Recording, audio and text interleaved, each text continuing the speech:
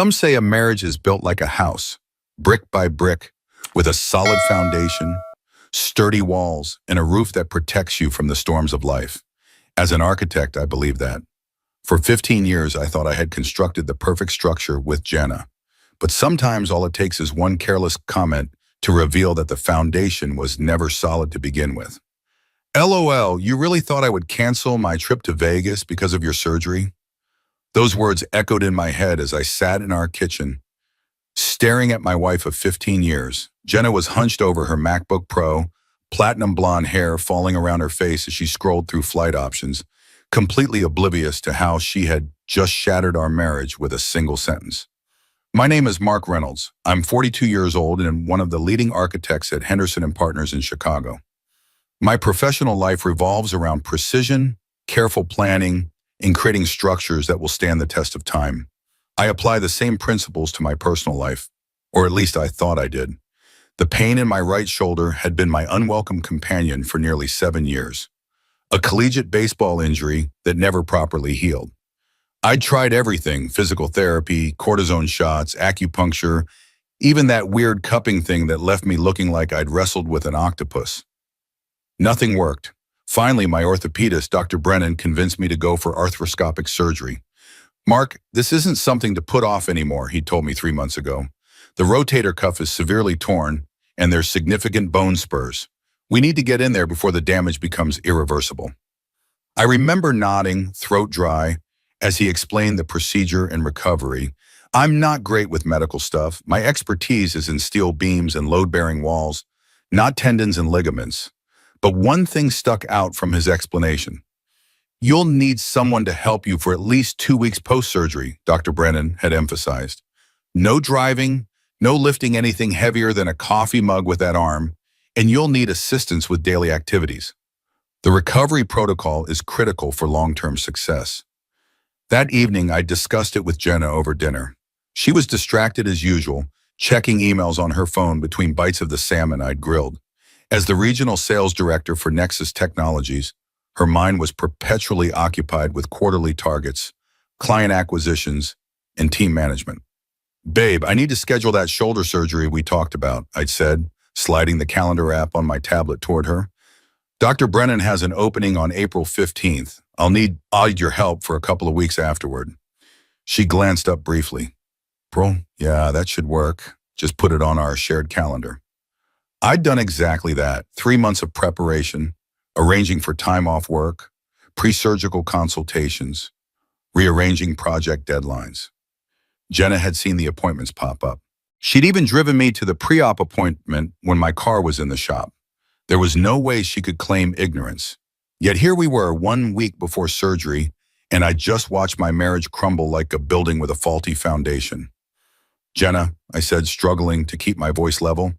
We talked about this. I scheduled the surgery 3 months ago, specifically so you could be here.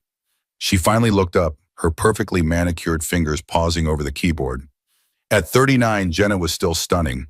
Her corporate wellness program kept her fit, her skin glowed from monthly facials, and her wardrobe was meticulously curated from boutiques I couldn't pronounce. She'd always been ambitious, which was one of the things I'd fallen in love with back in college.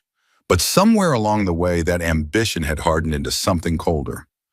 Mark, honey, she said with a hint of condescension, it's an outpatient procedure. You'll be home the same day. Yes, but Dr. Brennan was very clear about the recovery. I won't be able to dress myself properly, shower easily, or prepare meals. He specifically said I need someone to help me. She rolled her eyes, returning her attention to the screen. So hire a nurse for a few days, or call your sister. My sister lives in Portland, Jenna, and hiring a nurse wasn't exactly the plan when I have a wife. That's when she'd said it, the words that would ultimately end our marriage. LOL, you really thought I would cancel my trip to Vegas because of your surgery? It's not like they're removing your heart or something. You can order DoorDash. She actually said LOL out loud, not laughed, said the acronym like we were in some kind of text message. And there it was, 15 years reduced to a throwaway comment in a food delivery app.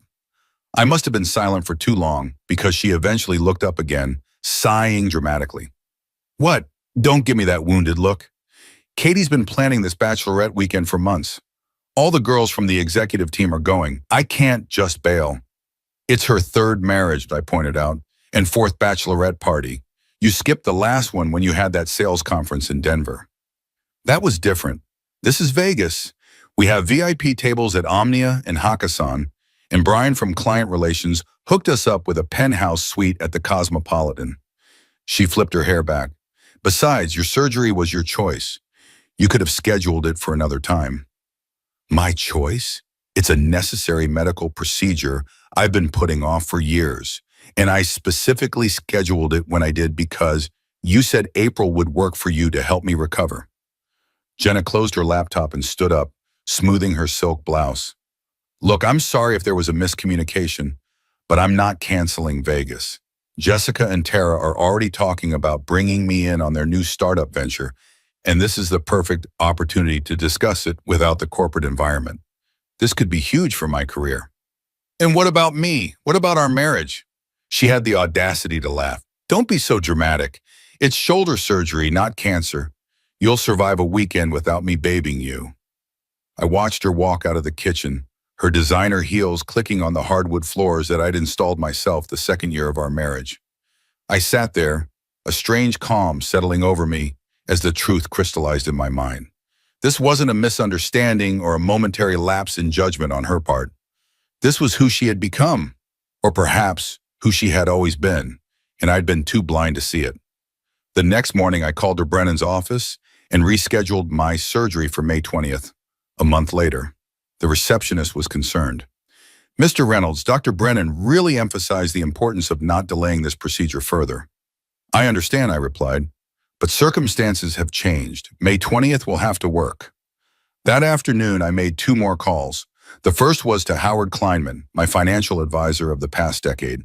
The second was to Patricia Watkins, a divorce attorney recommended by a colleague who had gone through a particularly nasty split last year. Both agreed to meet with me the following day. Jenna didn't notice anything different about me that week. She was too busy shopping for new outfits for Vegas, scheduling spa appointments, and having endless phone conversations with fair girlfriends about their itinerary. On Thursday morning, she kissed me absently on the cheek as she wheeled her designer luggage to the waiting Uber. The fridge is stocked, and I left the number for that cleaning service on the counter if things get too messy, she said, checking her passport and ticket on her phone. I'll be back Monday evening. Try not to fall apart without me. She flashed that smile that once made my heart race but now left me cold. Have fun, I replied, returning her smile with one of my own. Don't worry about me. As soon as the Uber pulled away, I went to my home office and got to work. The next 4 days would be crucial, and I had a lot to accomplish. Our financial situation was, like most aspects of our life together, something I had carefully structured. Joint accounts for household expenses, separate retirement accounts, mine considerably more substantial than hers, despite her higher salary. Jenna preferred spending to saving, and several investment properties I had purchased and renovated over the years. The most significant of these was a 5-acre lakefront property in Wisconsin that we had bought last year, intending to build our dream vacation home. Howard had helped me map out a strategy that would be fair, but protect my interests. Patricia had outlined the legal process and what to expect. By Saturday evening, I had transferred Jenna's fair share of our liquid assets to a new account in her name, documented every financial contribution to our shared properties, and prepared a complete inventory of our household possessions with approximate values. On Sunday, I drove up to the Wisconsin property. Spring was just beginning to touch the landscape, the trees showing the first hint of green. The lake was calm, reflecting the cloudy sky like a mirror. I stood on the spot where our house was supposed to be built, where I had envisioned morning coffees on the deck and quiet evenings by a stone fireplace.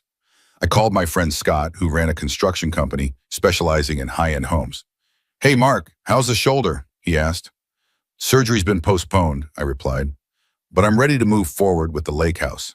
Can you meet me at the office tomorrow to go over the plans? There have been some adjustments." "Sure thing. Everything okay with you and Jenna?" I paused, watching a pair of ducks glide across the lake. Jenna won't be involved in this project anymore. The house will be just for me now. There was a moment of silence before Scott responded. I see. Yeah, let's meet tomorrow. I'll bring the preliminary surveys we did last fall. When I returned home, I spent the evening printing documents, organizing files, and packing a suitcase with essential clothing and personal items. I slept in the guest room that night, finding I couldn't bear to lie in our bed knowing what was coming. Monday morning, I met with Scott and his team. We reviewed the original house plans I had designed and discussed the modifications. No need for her home office with the lake view, her oversized closet, or the yoga studio she had insisted on. Instead, I expanded the workshop space and added a dedicated drafting room where I could work on projects during my stays. We can break ground next week, Scott confirmed. The permits are already in place from last year's application. Perfect, I said, signing the contract. By the time I returned home, it was late afternoon. Jenna's flight would be landing soon. I arranged the documents on the dining room table, placed my packed suitcase by the door, and waited. The Uber pulled up at 6:42 p.m. I watched through the window as Jenna paid the driver and wheeled her now expanded luggage up the driveway. She looked relaxed, her skin sporting a fresh tan, designer sunglasses perched on top of her head despite the fading daylight. She didn't immediately notice my suitcase when she entered, too busy checking her phone. "Hey, I'm back! Vegas was absolutely insane. You wouldn't believe what Tara did at the Bellagio fountain." She stopped abruptly when she finally looked up and saw me standing by the dining table. "What's going on? Why is your suitcase by the door?" "Welcome home, Jenna," I said calmly. "We need to talk. Please, have a seat." She narrowed her eyes, instantly defensive. "Why are you being weird? And what's all this?" She gestured at the neatly arranged papers. "These are documents you need to review. This stack pertains to our financial arrangements, and this one is about the property division. And this," I said, sliding a thin folder toward her, "is a petition for dissolution of marriage." Her face went through a rapid succession of expressions: confusion, shock, anger, and finally disbelief. Is this some kind of joke? Some childish payback because I went to Vegas? No, Jenna, this isn't about Vegas. Vegas was simply the moment that made everything clear to me. Our marriage has been over for a long time. I just didn't want to see it. She threw her purse down on the table. "You're being ridiculous. You're throwing away 15 years because I went to a bachelorette party? Who put these ideas in your head? Was it Dave from your office? His wife left him, and now he's poisoning everyone else's marriage." "This has nothing to do with Dave or anyone else," I said, maintaining my composure. "This is about us, about how we've grown apart, about your priorities versus mine, about the fundamental lack of respect and care between us now." "Lack of respect?" she scoffed. "Because I didn't want to play nurse for your elective surgery?" It wasn't elective, and yes, that's part of it, but it's more than that. When was the last time you asked about one of my projects? When was the last time we had a conversation that wasn't about your chum, your friends, or your needs? When was the last time you showed up for me the way I've always shown up for you? She rolled her eyes. "Oh, please spare me the poor neglected husband routine. You're a grown man, not a child who needs constant attention." See, that's exactly it. You dismiss my feelings, my needs, my existence in this relationship. And I'm done with it. She stalked to the bar cart and poured herself a generous glass of bourbon. My bourbon. The special bottle my clients had given me after completing their award-winning restaurant design. She drank half of it in one gulp. "So what is this?" she demanded, waving her hand over the documents. "You're just deciding unilaterally to end our marriage? You've already divided our assets? Who the hell do you think you are?" "I'm someone who deserves better than what this marriage has become," I replied. "And yes, I prepared a proposed division of assets. You'll find it's more than fair. I've transferred your portion of our liquid assets to a new account in your name. The details are in that folder. I'm taking the Wisconsin property and will begin construction on the house next week." "The lake house?" "My lake house. I'm the one who found that property. You found it because your client's husband mentioned it at the Christmas party. But I'm the one who purchased it, designed the house plans, and handled every aspect of the transaction. And now I'll be the one living there." She laughed bitterly. "You think a judge will just let you take it?" I'm entitled to half of everything, Mark.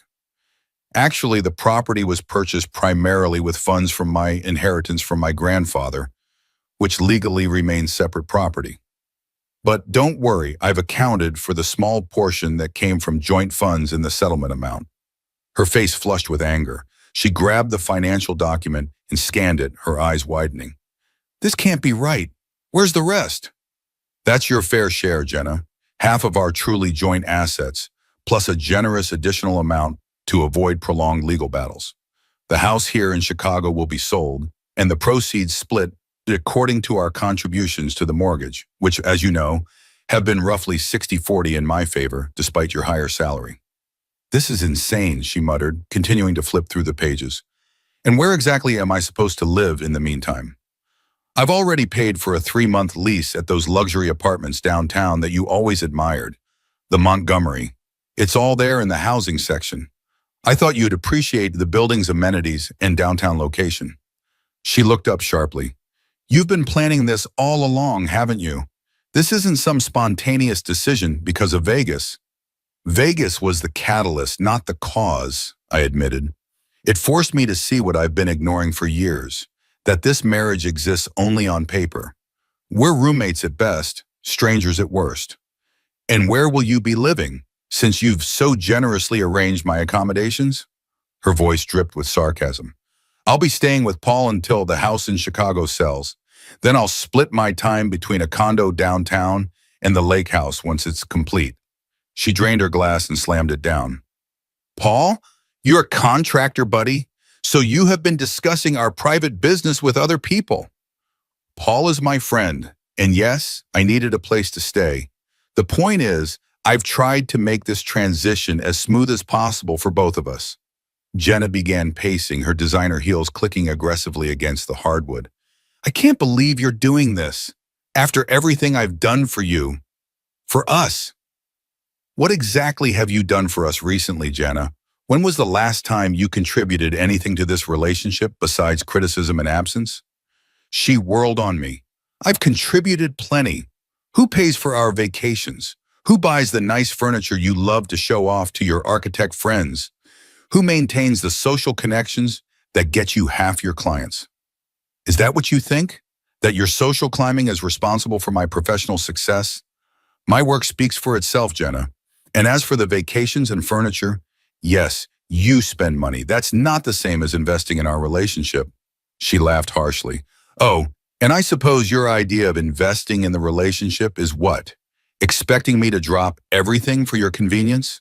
Wanting me to play the doting wife while you collect your awards and accolades?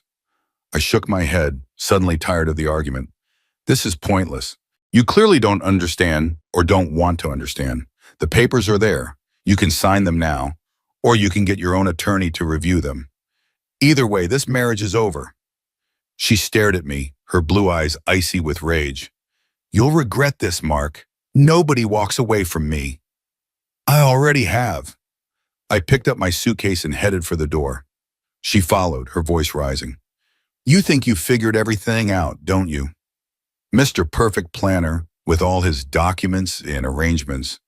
Well, let me tell you something. You won't get away with this. I'll fight you for every penny, every property, every fucking spoon in that kitchen drawer. I turned at the door. You're welcome to try, but I wouldn't recommend it. The prenup you sign limits what you can claim, and fighting will only drain the resources I've already fairly allocated to you. Be smart about this, Jenna. Take what's being offered and move on with your life. Isn't that what you want anyway? Freedom to pursue your career and social life without the burden of a husband who actually expects a partnership? Her face contorted with fury. Get out! I nodded calmly. I'm going. The keys to your new apartment are with the documents. The lease starts tomorrow. As I walked to my car, I heard something shatter against the closed door behind me. Probably that bourbon glass. I felt no satisfaction, no triumph, just a strange sense of peace. The uncertainty of the future stretched before me, but for the first time in years, I was making choices based on what I needed, not what would maintain a broken status quo. Paul was waiting on his porch when I pulled into his driveway 20 minutes later. He stood as I approached, concern evident on his weathered face. "That bad, huh?" he asked, helping me with my suitcase. "About what I expected," I replied. He nodded, not pressing for details. "Spare rooms all set up. Beers in the fridge. Lasagna's in the oven." "Thanks, Paul. Don't mention it. You do the same for me." He clapped me on my good shoulder. "One day at a time, buddy. One day at a time." That night, lying in Paul's guest room, I expected to feel regret, or at least uncertainty. Instead, I slept more soundly than I had in years. The next morning, I went to the office as usual. I had projects to oversee, clients to meet, a life to rebuild. My phone had several missed calls and increasingly angry texts from Jenna, which I ignored. Around noon, Patricia called. "Jenna's attorney just contacted me," she said without preamble. "A Gerald Hoffman. Sounds like he's preparing for war." "I'm not surprised," I replied. "Jenna doesn't lose gracefully. He's demanding an emergency hearing for temporary support. Says she's been abandoned without resources." I couldn't help but laugh. She has access to an account with over $200,000, a paid 3-month lease on a luxury apartment, and earns more than I do, but sure, she's destitute.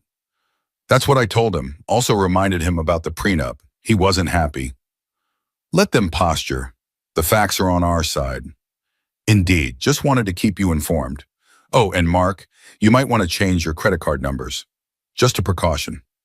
I thanked her and hung up, then immediately called to cancel my credit cards. Sure enough, when the customer service representative reviewed recent transactions, there were several large charges from luxury retailers made that morning. Jenna's parting gift, I supposed. The next few weeks fell into a new rhythm. During the day, I focused on work with an intensity that surprised even me. In the evenings, I met with Scott to finalize details for the lake house construction or had dinner with friends I had neglected during my marriage. Paul was a generous host, never making me feel like an imposition despite my indefinite stay. My shoulder pain worsened, a constant reminder of the surgery I still needed to schedule. But I wanted to wait until the divorce proceedings were further along. I didn't trust Jenna not to cause problems if I were temporarily incapacitated. Jenna, meanwhile, was making the legal process as difficult as possible. She contested everything, demanded full financial disclosure going back 10 years, and scheduled and then canceled settlement meetings at the last minute. Her attorney seemed to be encouraging the chaos, probably billing her by the hour for every pointless motion and request. 3 weeks after I left, I received a text from our neighbor, Mrs. Kravitz. "Thought you should know there's a moving truck at your house. Looks like they're taking furniture." I immediately called Patricia, who advised me to document everything but not confront Jenna directly. I drove by the house on my way back to Paul's and saw a moving truck in the driveway. Through the large front windows, I could see movers wrapping our dining table. My dining table, actually, an antique piece I had restored myself. I parked across the street and started taking photos with my phone. Moments later, Jenna emerged from the house, directing the movers. She spotted me and stalked across the lawn. "What are you doing, spying on me now?" she demanded, her voice carrying in the quiet neighborhood. "Just documenting the unauthorized removal of my personal property," I replied calmly. "That dining set was my grandmother's. It's specifically listed in my separate property inventory that your attorney has. It's been in our dining room for 10 years. That makes it marital property," she snapped. "That's not how the law works, and you know it. But go ahead, take it. Every item you remove against the temporary court orders is another point against you in the final settlement." She stepped closer, lowering her voice. "You know what your problem is, Mark? You think you can control everything with your plans and your documents. But life doesn't work that way. People don't work that way. I'm not going to just roll over and accept your terms." "I never expected you to roll over, Jenna. I expected you to recognize a fair offer and act like a reasonable adult. My mistake." Her face flushed. "You want to talk about reasonable? Was it reasonable to throw away 15 years of marriage because I went on a trip with my friends? Was it reasonable to ambush me with divorce papers in a ready-made property division without so much as a conversation about our problems?" "We're well past the conversation stage," I said. "And if you think this is about one trip to Vegas, you haven't been listening to anything I've said for years." She crossed her arms. "Oh, I've heard you. Poor Mark. always feeling neglected because his wife has a successful career and a life outside of him. You say I'm self-centered, but you're the one who expects the world to revolve around your needs. I shook my head, pocketing my phone. This is pointless. Take what you want from the house. Just know that I'm documenting everything, and items removed in violation of the court's temporary orders will affect the final settlement. As I turned to leave, she called after me, "You'll never be happy, you know. You'll build your perfect little lake house and sit there alone with your precious antiques and your self-righteousness, and you'll realize what you threw away." I didn't respond. There was nothing left to say. That evening, I finally rescheduled my shoulder surgery for the following week. Paul had offered to help during my recovery, and my sister was flying in from Portland for a few days as well. I had a support system that didn't include the woman who had vowed to stand by me in sickness and in health. The day before my surgery, I received an unexpected call from Jessica Thompson, one of Jenna's colleagues who had been on the Vegas trip. "Mark, it's Jessica. I hope it's okay that I called. I got your number from the company directory." "Jessica, hello. What can I do for you?" I asked, surprised. She hesitated. I, I'm not sure if I should be calling, but I thought you should know something. About Vegas." My stomach tightened. "Go on." Jenna wasn't just there for Katie's bachelorette party. She was meeting someone, a guy named Ryan Matthews. He's the CEO of that startup she's been talking about joining. I sat down slowly. "I see." They weren't exactly subtle about it. They had adjoining rooms at the Cosmopolitan. The bachelorette stuff was just a cover. She paused. "Look, I'm not trying to cause trouble. I just thought, with the divorce and everything, you deserve to know the truth." "How long has this been going on?" I asked, my voice steadier than I expected. "I'm not sure exactly, but at least since the tech conference in San Francisco back in January. That's when she first introduced him to the team as a potential business partner." January, 4 months ago. While I was planning my surgery and trying to save our marriage, Jenna had been starting a new chapter without bothering to end the current one. "Thank you for telling me, Jessica. I appreciate your honesty." After hanging up, I called Patricia and relayed the information. She was sympathetic but practical.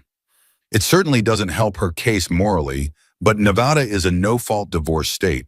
Her infidelity won't significantly impact the property division unless you can prove she used marital funds to support the relationship. What about the startup she's planning to join?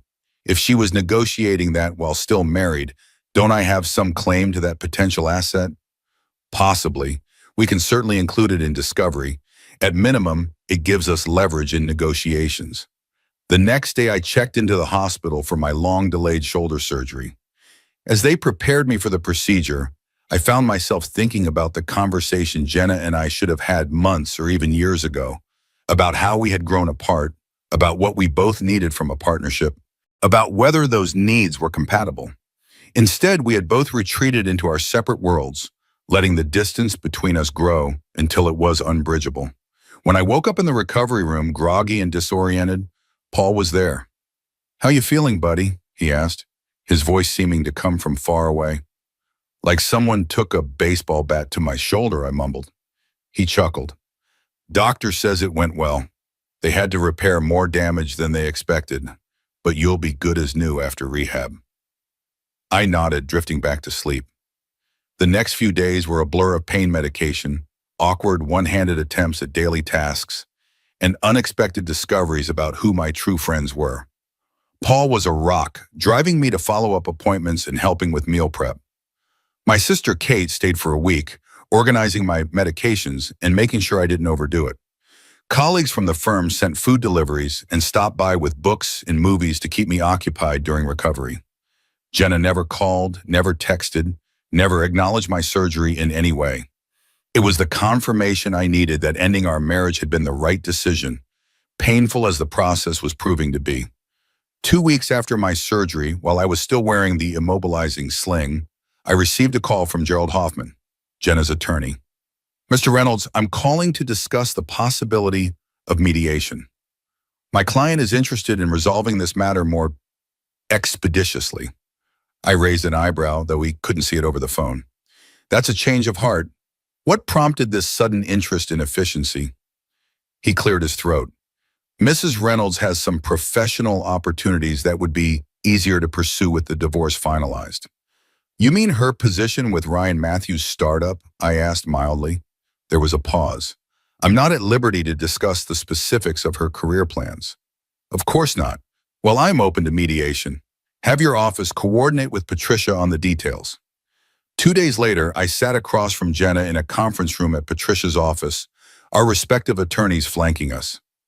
Jenna looked immaculate as always, dressed in a navy blue business suit, her hair and makeup flawless. The only signs of stress were the tightness around her eyes and a certain brittleness to her smile. Her gaze flickered to my sling. "How's the shoulder?" she asked, the first word she'd spoken directly to me in over a month. "Healing," I replied. "Thanks for asking." She nodded, looking away. The mediator entered then, a retired judge with a reputation for no-nonsense efficiency. He outlined the process and then invited each side to present their proposed settlement terms. Patricia went first, essentially reiterating the offer I had initially prepared, with some adjustments for items Jenna had removed from the house and the new information about her startup opportunity. Gerald countered with a proposal that still demanded a significantly larger share of our assets, but was notably more reasonable than Jenna's previous position. The negotiation proceeded more smoothly than I had expected. Jenna remained largely silent, letting her attorney speak for her. By late afternoon, we had reached a tentative agreement that was remarkably close to my original offer. The Chicago house would be sold, with proceeds divided 60-40. I would keep the Wisconsin property and most of my retirement accounts. Jenna would retain her luxury car, her retirement accounts, and the settlement amount I had already transferred to her. The mediator looked pleased.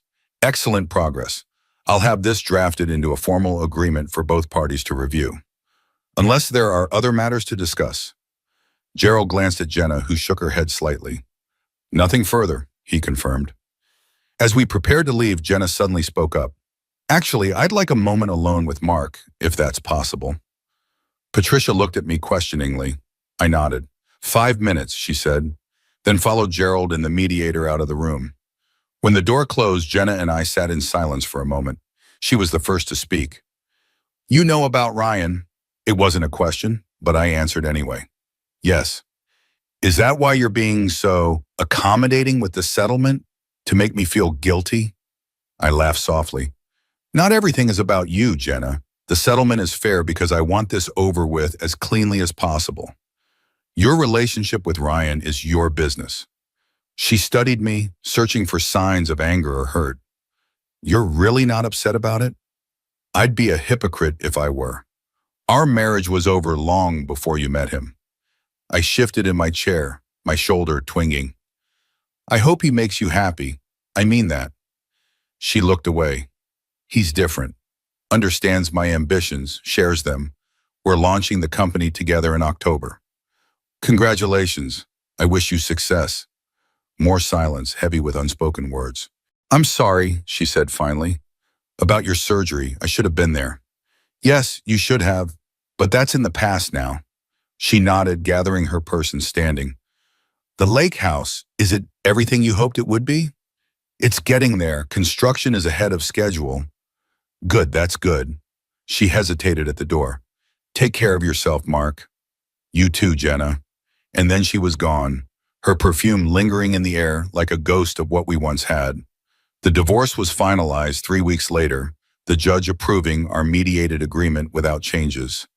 I signed the papers with a mixture of regret and relief, closing a 15-year chapter of my life. What I didn't expect was what happened next. 2 days after the divorce was finalized, I was working late at the office when my phone rang. It was a Chicago area code I didn't recognize. "Mark Reynolds," I answered, distracted by the blueprint in front of me. "Mark, it's Ryan Matthews." I froze, my pencil hovering over the paper. "Ryan, this is unexpected." "I know. Look, I wanted to talk to you man-to-man about Jenna." I leaned back in my chair. "I'm not sure what there is to discuss. The divorce is final. She's free to be with whoever she wants." "That's just it," he said, his voice tight. "I thought you should know what's been happening. Jenna's been, well, she's not the person I thought she was." "What do you mean?" He sighed heavily. Since your divorce was finalized, she's been pushing hard for us to get engaged. Says she needs the security, that she gave up everything for me. But I'm also finding out she's been lying about a lot of things. Her role at Nexus, her connections, even her financial situation. I'm sorry to hear that, but I'm not sure why you're telling me this. Because she's also been spreading some pretty vicious rumors about you, saying you emotionally abused her, controlled the finances, isolated her from friends. She's telling everyone you forced her into a terrible settlement and that you're trying to sabotage her career. I felt a cold anger rising. None of that is true. I know, I've seen the settlement agreement. She left it open on her laptop. It was more than fair. And I've talked to some mutual acquaintances who say you were always supportive of her career. The stories don't add up. So what do you want from me? Nothing, I just thought you deserved to know, and I'm ending things with her. Tonight, actually. I can't build a business or a relationship with someone I can't trust. After we hung up, I sat in my silent office, processing this unexpected turn of events. I felt no satisfaction in Jenna's current troubles, just a renewed certainty that I'd made the right decision to leave. The next morning, I was in a client meeting when my phone began buzzing incessantly. I excused myself briefly to check it and found a dozen missed calls and texts from Jenna. I silenced the phone and returned to my meeting. That evening, as I was leaving the office, I found Jenna waiting by my car in the parking garage. Her eyes were red-rimmed, her normally perfect appearance disheveled. "You did this," she accused as I approached. "You talked to Ryan, filled his head with lies about me." "I've never spoken to Ryan until he called me yesterday," I replied calmly, unlocking my car. "And he called me, not the other way around." "Liar, he dumped me, said he couldn't trust me. This was my chance at something big, and you ruined it." "Jenna, I had nothing to do with your relationship problems with Ryan. That's between you two." She blocked my way to the driver's door. "You think you've won, don't you? Got your freedom, your lake house, your perfect new life, while mine falls apart." "There are no winners here, Jenna. Just two people who shouldn't have been together moving on with their lives. I suggest you do the same." "Fuck you, Mark," she spat. "You think you're so much better than me, so morally superior, but you'll end up alone. No woman wants a man who's so boring, so predictable, so obsessed with his precious buildings and plans." I sighed. "Are you done? Because I have plans tonight." "Of course you do. Probably meeting with contractors to discuss window treatments or something equally thrilling." She laughed bitterly. "God, I wasted 15 years with you." "The feeling is mutual. Now please move so I can get in my car." She stepped aside dramatically. "Fine, go, but you haven't heard the last from me." As I drove away, I watched her in my rear-view mirror, standing alone in the parking garage, a small, angry figure growing smaller with distance. True to her word, Jenna wasn't done. Over the next month, I heard from friends that she was telling anyone who would listen that I had mistreated her, cheated on her, and financially abused her. She even showed up at a client dinner, creating a scene that nearly cost me an important project. But the lake house was progressing beautifully.